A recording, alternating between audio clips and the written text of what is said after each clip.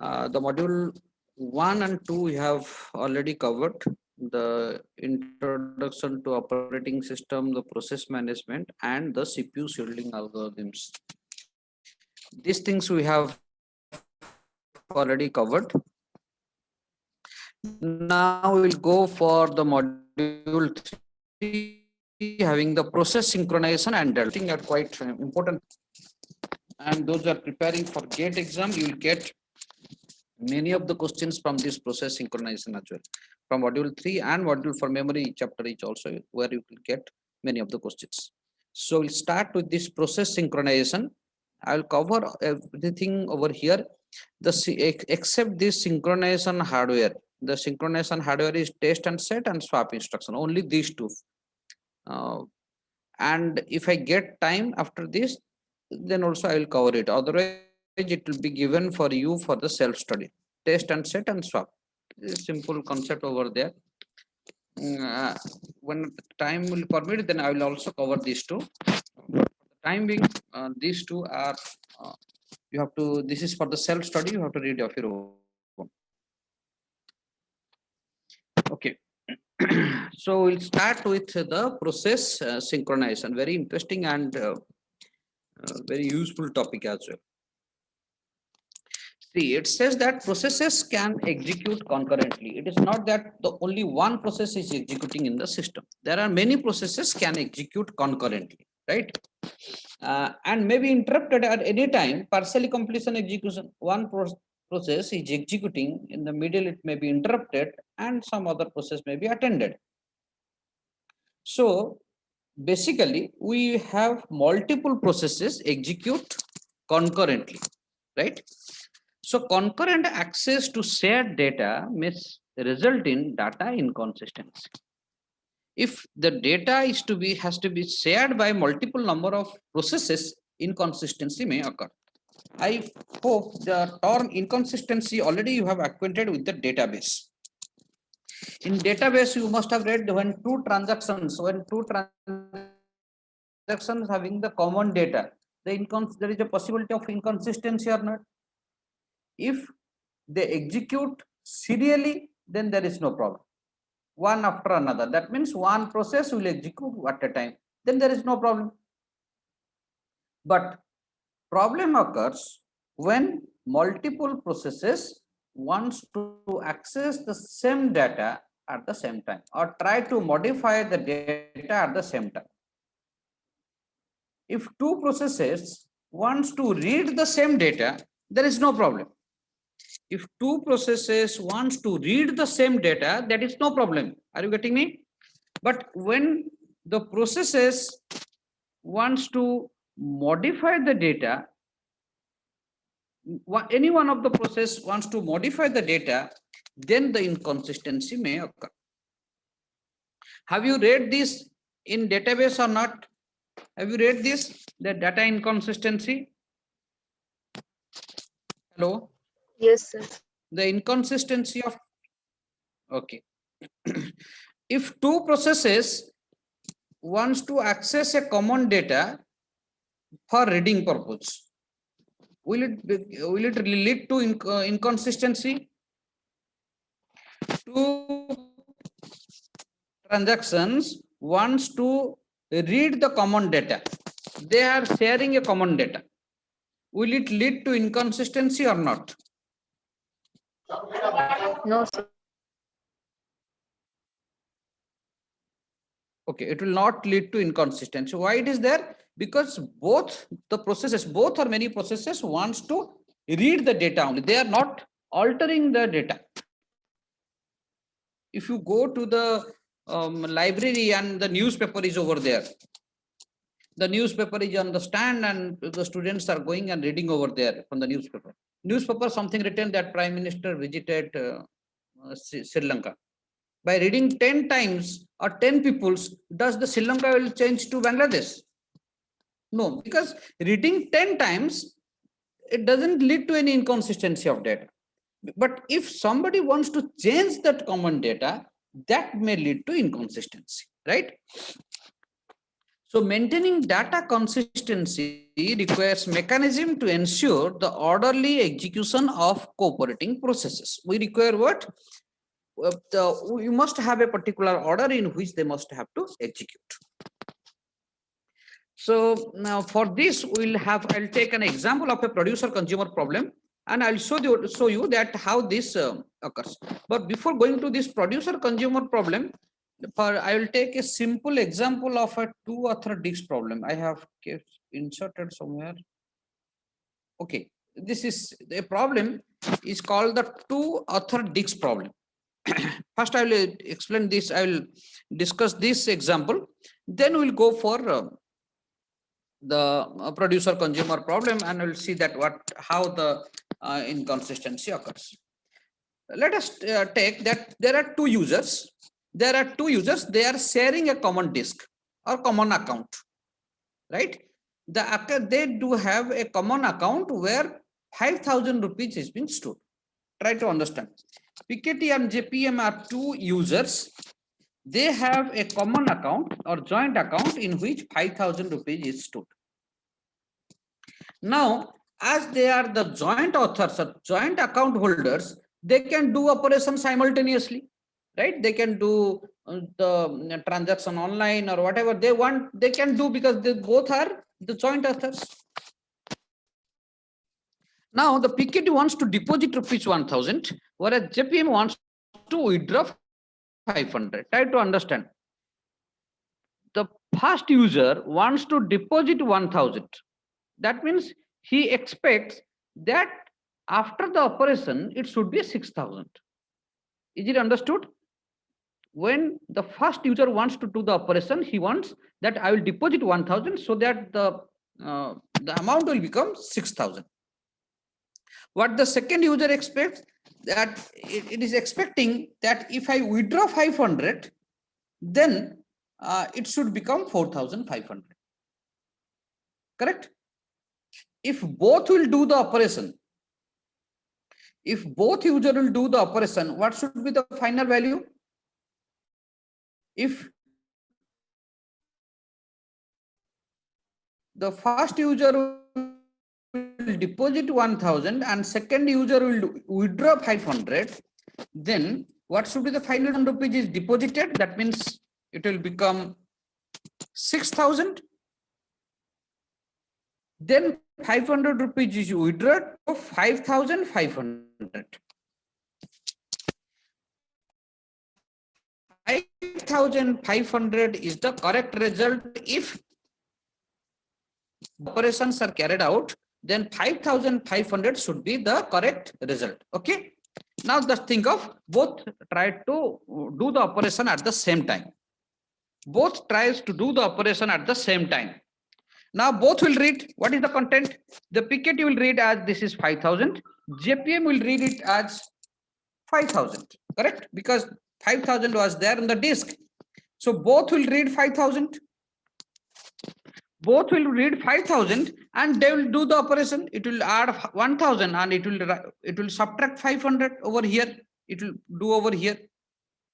What is the result it has got? 6,000. What is the result JPM has got? Is 4,500. Now think of whoever may write first, whoever, maybe the first user or the second user, whoever may write first, it will lead to an erroneous result, incorrect result. Because if PKT will write first, it will make it how much? It will make it what? It will make it 6,000. Correct? If PKT will write fast, then it will make it 6,000 or not? It will make it 6,000. Then if the JPM will write, and it will make it how much? 4,500. But if 1,000 is deposited and 500 is withdrawn, then it should not be, the final result should not be 4,500. Now I will say JPM will write first. If JPM will write first, it will make it 4,500 and PKT will write and make it 6,000. Right? So JPM will thought that I have withdrawn 500, but my account is increased by 500. No, incorrect result again. Can you say that where is the problem? Both are the joint users. They both are doing the operations. What is the problem? What is the problem for which this result is incorrect? This result is coming as incorrect. The problem is that both are accessing a common data at the same time. They both are accessing the common data at the same time. This is the shared content. This is the shared content. Both wants to modify or both wants to write. Right?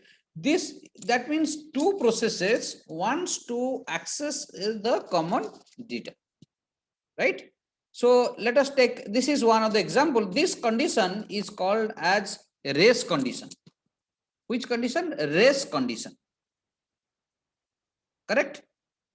This is called race condition. If two processes are competing and to write into a common data, and whoever may write first, the result depends on a particular order. This condition is known as the race condition. Correct? So what is the solution for the same? Whenever you are modifying a common data, that time only one user may be allowed to write. When one user will write, suppose first we will allow the JPM to write, it will convert it to 4500 over here, so that when this user will read, it will read 4500 and 1000 will be added to it. Correct? So now we'll go back to our one of the example producer consumer problem that we have discussed earlier. Producer consumer problem, you know that producer is entity which go on producing the item and consumer which will only consume the item. It says that suppose you want to provide a solution to the producer consumer problem that fills all the buffers. Some buffers are there where the producer is producing the item and keeping it in that buffer. Consumer is taking the item from those buffers. It says that we can do so by having an integer counter that keeps track of number of full buffers. So we'll have a variable counter that keep track of number of full buffer. How many full buffers are there? So every time a producer produces an item, the full buffer will increase or decrease. If the producer produces an item, the counter will increase or decrease. The producer produces means the counter increases. Whenever consumer takes an item, the counter decreases. Correct? So, for example, initially counter is set to 0. Initially counter is set to 0. Now we have given this solution over here. This solution I have already discussed in your process coordination topic. So this is a producer program count and this is for the consumer. Right? So every time producer wants to produce, it will enter in, it will execute this code. It will check that whether the counter reaches the buffer size or not. If it reaches the buffer size, it just have to wait over there. If it reaches the buffer size, it has to wait. And if it has not reached the buffer size, then it will put it in the in, and then it's a circular queue, right? In plus 1 modulo buffer size. And then it increments the counter because one item is produced, therefore the counter is incremented, right? But while the consumer takes, while a consumer is consuming item, what it does, it checks that while if the counter is 0 or not, that means no item is, if no item is there, it has to wait. If no counter is equals to 0 means what? No item is there. If no item is there, then what the consumer will consume? It has to wait. Here what we are giving, if counter equals to buffer size means the entire buffer is full, then it has to wait. We put a colon, semicolon, you can see over a semicolon over here. That means it will wait, it will not enter into this loop.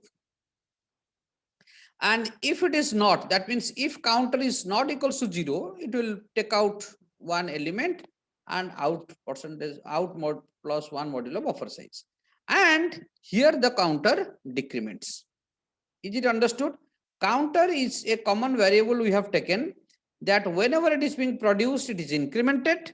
Whenever it is consumed, it is decremented. Right? This one we have already discussed. Now, can you tell me, when we increment a variable, what actually happens? When we increment a variable, what happens?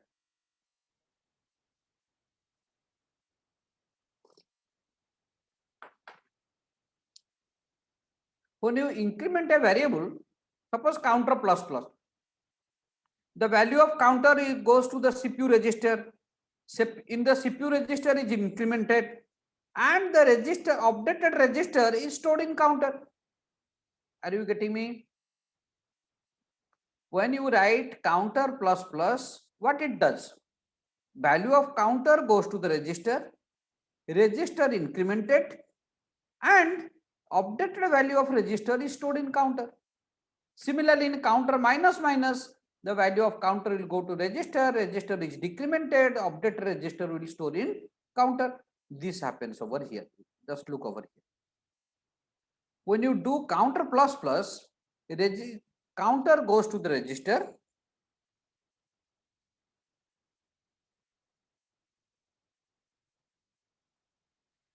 register is incremented, and the updated value of the register is already incremented. The incremented value is stored in the counter. Similarly, while counter is decremented, the counter is stored in register is decremented, and the updated decremented value of the register is stored in counter. So you may write count plus plus or counter plus plus. When you write this C plus counter plus plus, you may write this one, but it actually does these three lines. When you write counter minus minus, you may write one line, but actually inside the processor it does three lines.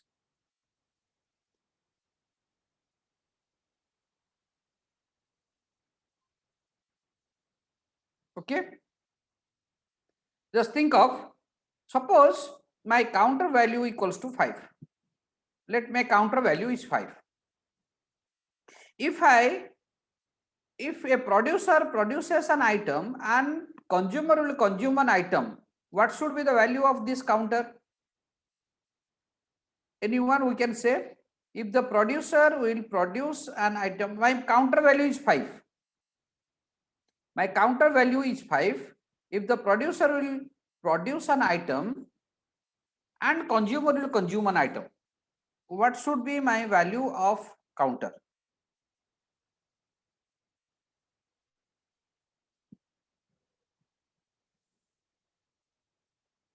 Anyone who can say what should be the value of counter?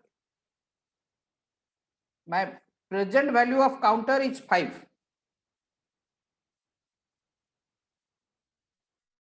Producer will produce one item and consumer will consume one item. What should be the value of counter after the operation?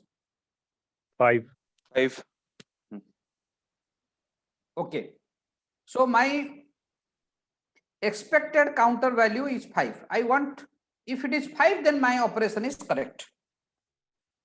So now to do these operations, so I have to execute these 3 lines and these 3 lines, 6 lines. So it says that, suppose I have done the first 2 lines, producer has executed the first 2 lines, then the consumer will execute 2 lines. Producer has done counter is equal to register 1 is incremented, and before it is storing into the counter, the consumer has executed.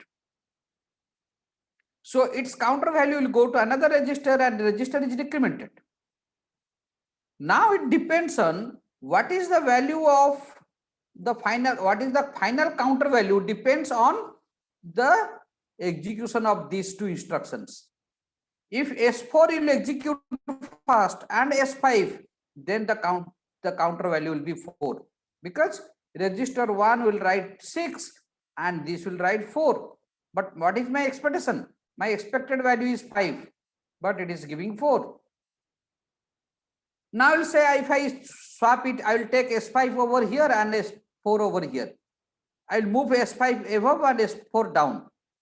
Then also it will give you incorrect result, because the value it will come as 6, whereas my expected value is 5.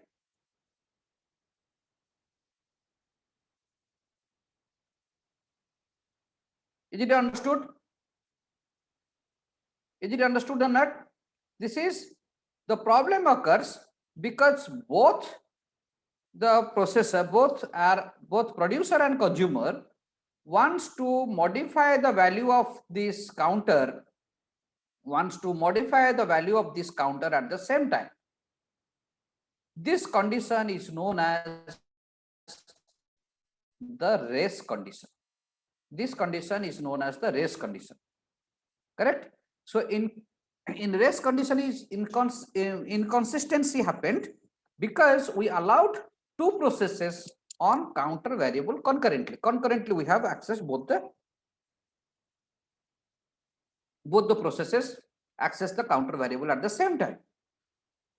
So from this we can define the race condition as a situation where several processes access and manipulate the same data concurrently, and the outcome depend on the order in which access takes place.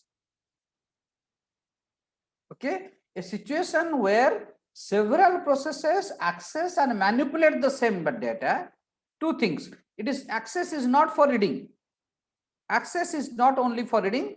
It says that it will access and manipulate the same data concurrently, and outcome depends on the order in which the access takes place, because the order changes, the output also changes, that we have seen over there. If we change the order S4 and S5, the value will be 6. But in both the cases, we are getting the incorrect result.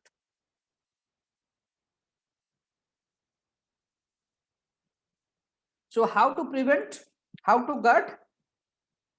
To guard against race condition, we need to ensure that only one process at a time should manipulate a data. Understood?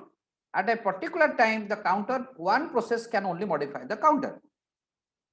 So we need to synchronize the processes not to face race conditions. So race conditions should be avoided. Race conditions should be avoided. So that leads to process synchronization. So objective of the process synchronization is to avoid the race conditions. The objective of the process synchronization is that no two processes can access the common variable at the same time.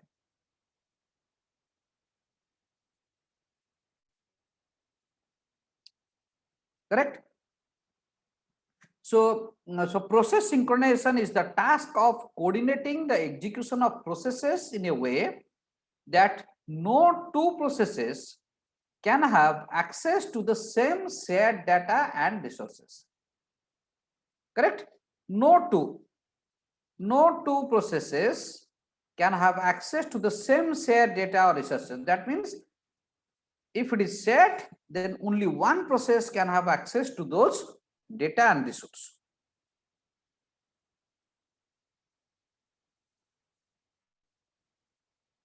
It is especially needed in a multi-process system when multiple processes are running together and more than one process try to gain access to the same shared resource or data at the same time.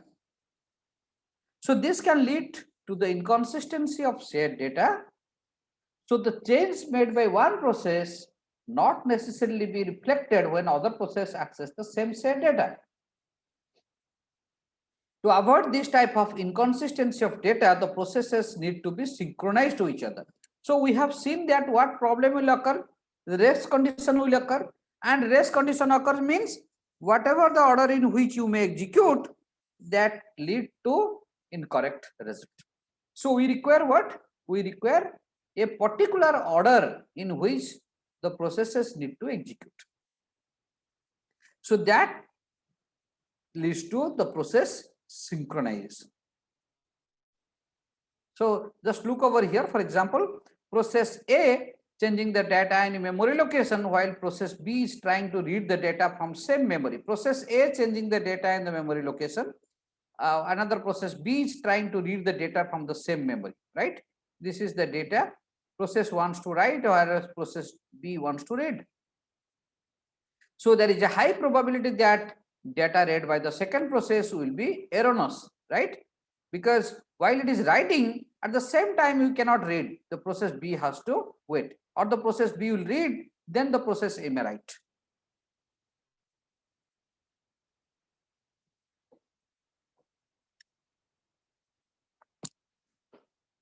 Is it understood?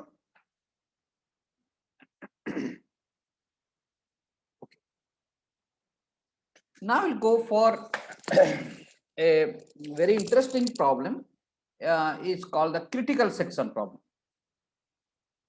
What is now we'll go for what is actually we'll go for defining what is critical section, and then we'll go for solving that critical section problem. In the previous example, what you have seen, whereas the problem is over here where the common data is modified or data is shared, and both process wants to modify the data at the same time, right? So problem is the common data or the data where is the common data where it is being modified, the instruction which modifies the common data. So we do not have problem with other instructions. We have problem with only with the instructions where the processes are updating or modifying the common data, right? See over here.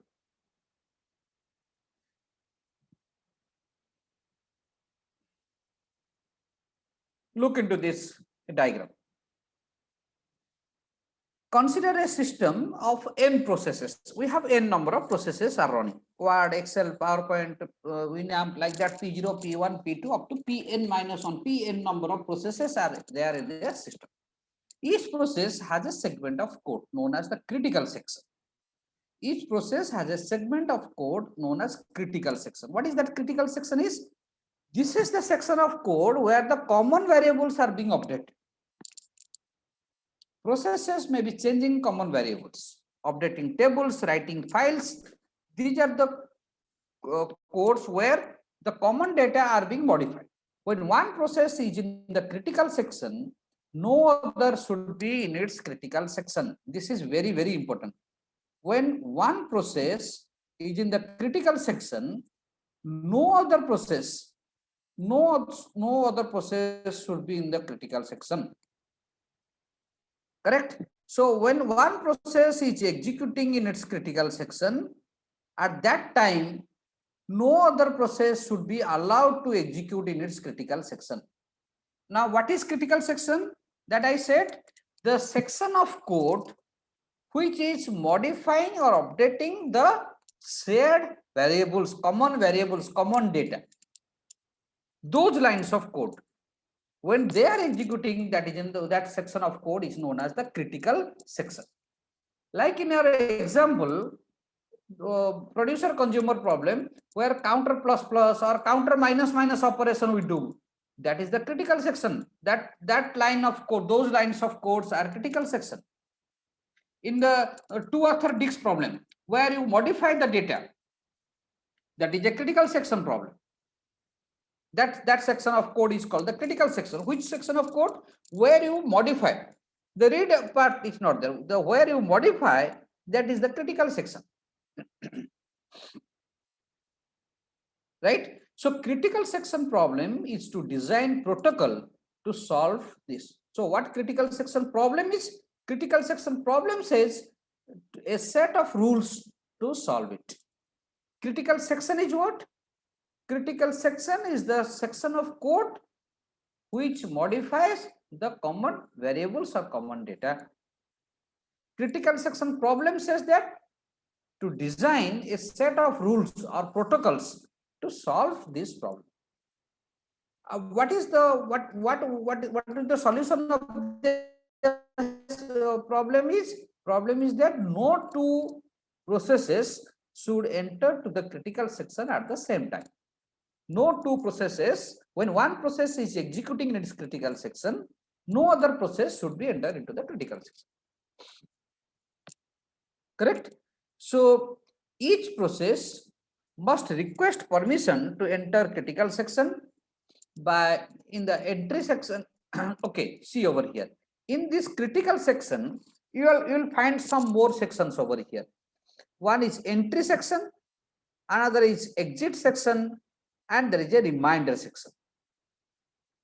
Here it says that before enter into the critical section, when the process will execute the critical, before that it must execute entry section, so that entry section will tell whether it will be allowed to enter into the critical section or not.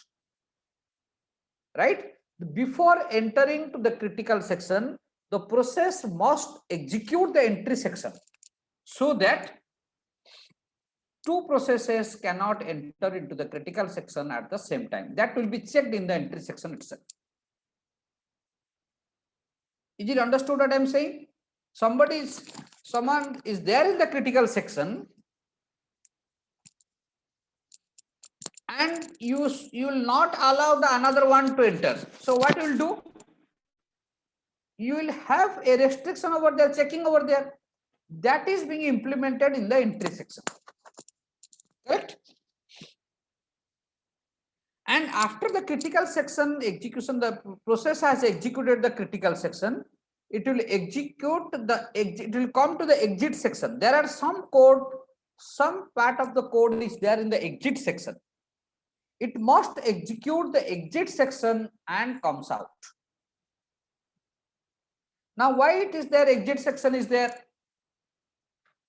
Exit section is there because it must allow the other users to enter into the critical section.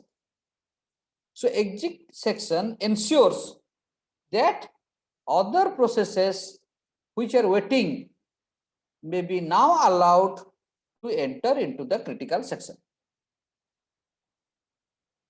The rest of the code are being stored in the reminder section. The rest of the code, after the exit section, you have a reminder section. So those codes are which are not being going to be the rest of the code after the critical exit section are called the reminder section. Correct? Anybody having doubt over here? This diagram is important actually. Anybody having doubt over here? The critical section, the structure of a critical section is not a structure of a process, structure of a critical. So one process wants to enter into the critical section. The structure is given. Any doubt over here? Entry section, critical section, and exit. What is the need of entry? What is the need of exit? And what is this critical section is? Any doubt over here?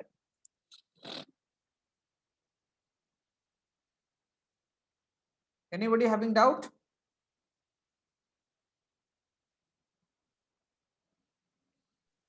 Sir, work of the reminder section. Okay. See, it says that let us I'll give an example. Now, for example, we have suppose there is a washroom to which one student can enter, right? While somebody is there inside the washroom, other people who want to enter has to wait over there, right? So that means that is the critical section. Only one process can enter. So before going to the critical section, there will be a board somewhere occupied or vacant, like that some board is there, right? So before going to the entering into the washroom, it will check that what is written over there, whether it is vacant or occupied. So that check is done in the entry section itself. So if it is occupied, it will enter into the critical section. So if it is vacant, it will enter into the critical section and make it occupied. So while coming out, it is not just process coming out like that. The process will come out and change the occupied to vacant so that other process can enter. That changing is done in the exit section. Correct? Remainder section is the rest of the lines, rest of the processes which are going to execute. Rest of the processes, rest of the instructions in the processes that are going to be executed. It is not that only some instructions, this critical section contains what? Only the shared data that to be modified. But there are other instructions as well. It is not that all instructions are containing the shared data. Besides shared data, some other instructions are also there. Reminder section, those are kept in the reminder section. Just see over here. Entry section is the part of the process which decides the entry of a particular process. The critical section allows one process to enter and modify the shared data. So how many processes are there in a critical section at a time? Only one process. Entry section checks that whether only one is there inside the critical section or not. So exit section, what it does? Exit section allows the other processes that are waiting in the entry section to enter into the critical section. It also checks that a process that finishes its execution should be removed through its section. What exit will do? It will allow the other process that are waiting, and those who have finished must be removed from the critical section, right? And what the reminder section? All other parts of the code, all other parts. It is not that all are critical section codes. There are other part of the code are there. All other parts of the code which is not in critical entry and exit are known as in the reminder section.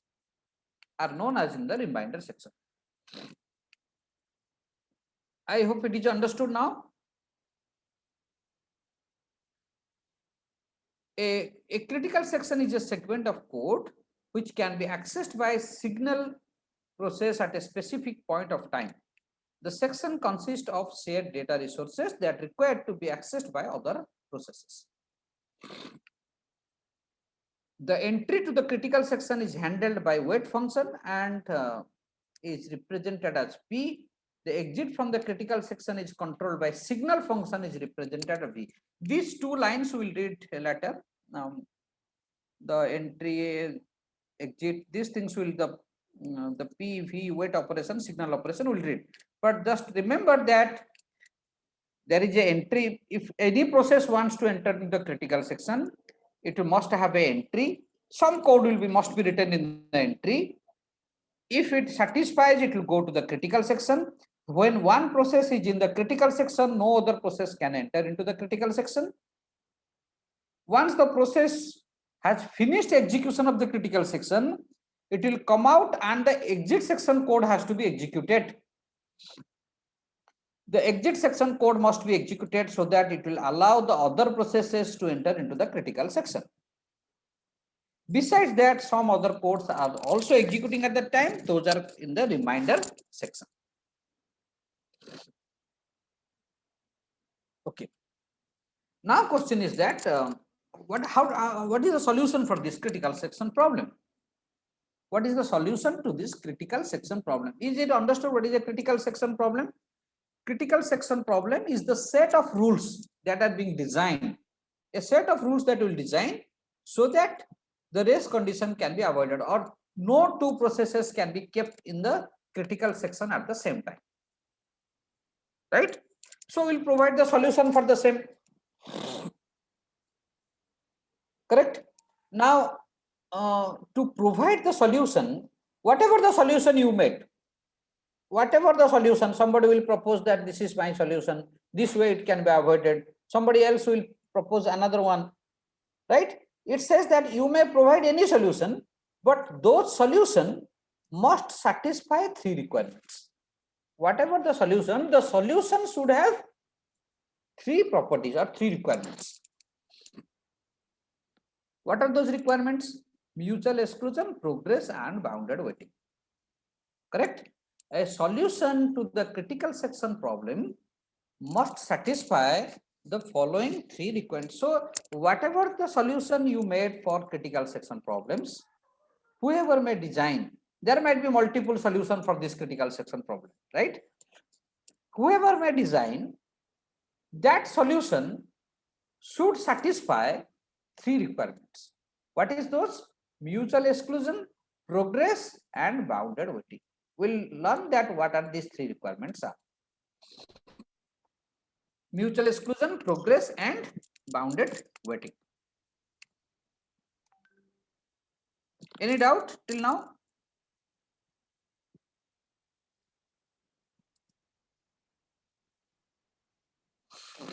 Any doubt till now? Okay. So, what is this mutual exclusion says? The mutual exclusion says that if process Pi is executing in its critical section, no other process can be executing in their critical section. So it says that whatever your solution you made, the solution should be in such a way that when one process is in the critical section, another process should not be in the critical section at the same time. No two processes will be there in the critical section at the same time. This is one condition. Second requirement is what? Progress. Progress means if no process is executing in its critical section and there exists some processes that wish to enter into the critical section, then the selection of the processes that will enter into the critical section next cannot be postponed indefinitely. Very simple. It says that if the critical section is free, nobody is executing in its critical section, and some processes are waiting into the going to the critical section, then who will go next? That cannot be, that decision cannot be postponed indefinitely, and that they cannot wait for indefinitely. Correct? If the critical section is free, means immediately the next another process can be given. Which process will be given? That the solution must have. You must have designed some way so that once the critical section is free, the next process must be given. So progress must be there. It is not that the processes will wait indefinitely to enter into the critical section. The third one is bounded waiting. Bounded waiting means there must a bound must exist a number of times that other processes are allowed to enter to the critical section after a process has made a request to enter its critical section. So suppose a process has made a request to enter into the critical section, there must be a bound that before that how many processes can enter into the critical section, right? So at the time it has made a request and the time it has been granted the request, between that there must be a bound that maximum how many times the other processes may go. Correct? So there must be a bound on the number of times a process has to wait till the other processes may get a chance. These are the three requirements to the solution of the critical section problem. To the solution of the critical section problem. So we'll discuss the solution in the next class. So the next class I will ask you some questions selectively. What are these critical section problems and what are these mutual exclusion, progress and bounded waiting. So next class you come with reading. Actually. Let me take the attendance. One more. 2, 3.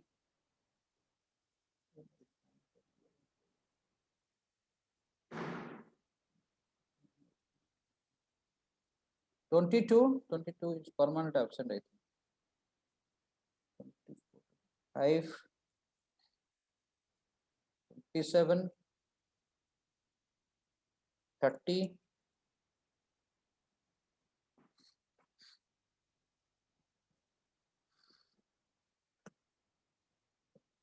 37, 39,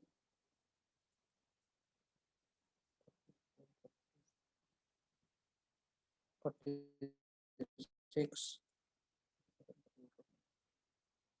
51, 54, 59.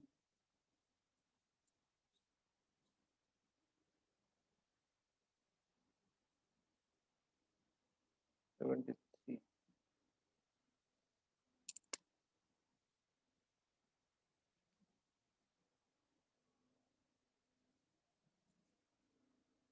So roll number 2, 3, 22, 25, 27, 30, 37, 39, 46, 51, 54, 59, and 73. Sir, 54 is there. 54 present. 54 present. Okay. Okay. So I'll end the meeting now.